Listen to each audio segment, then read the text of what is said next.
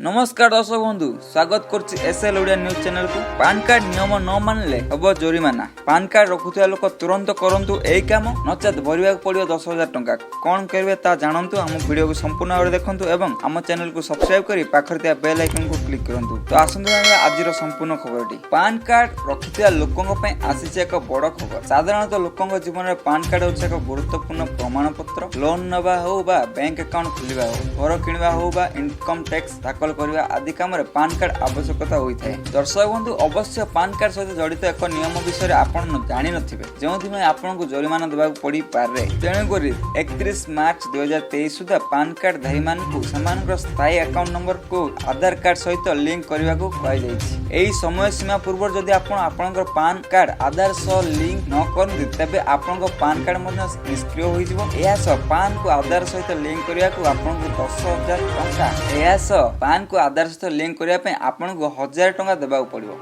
केवल एतिक नुहे, PAN card धारी mutual fund, stock, bank account खुलिया इत्यादि रे निवेश करि परिबे नाही। यह व्यतीत जदि सेही व्यक्ति एक अवैध पान कार्ड दियंती तेबे आयकर नियम 1961 रो धारा 272 एन अनुसार व्यक्ति ठारू 10,000 टंका जरिमाना आदाय करा जिवो। तो दर्शक बंधु जानतु केमिति आपण आधार सह पान कार्ड को लिंक करिवे अति सहज उपाय रे। सर्वप्रथमे आपण इनकम टैक्स वेबसाइट को जानतु। आधार कार्ड रे दिया जायता नाम, पान नंबर एवं आधार नंबर एंटर करंतु। आधार कार्ड रे जदि जन्म वर्ष दिया जाए तेबे ठीक करंतु। एबे कैप्चा कोड एंटर करंतु। वर्तमान लिंक आधार बटन पर क्लिक करंतु। आपन को आधार पान कार्ड सहित लिंक हो जाय। तो दर्शक बंधु आपण जदि आपन को पान कार्ड सहित आधार को लिंक करना दे तेबे आपन को होई पारे जरिमाना। तेणु तुरंत आपन को पान कार्ड सहित आधार कार्ड को लिंक करंतु एवं आम चैनल को सब्सक्राइब करिया को जमा भूलंतु नाही, काहे कि आमे आपन को एमिति नुवा नुवा अपडेट न्यूज अवगत कराइबु। वीडियो को संपूर्ण भाव देखिथारु समस्त को धन्यवाद।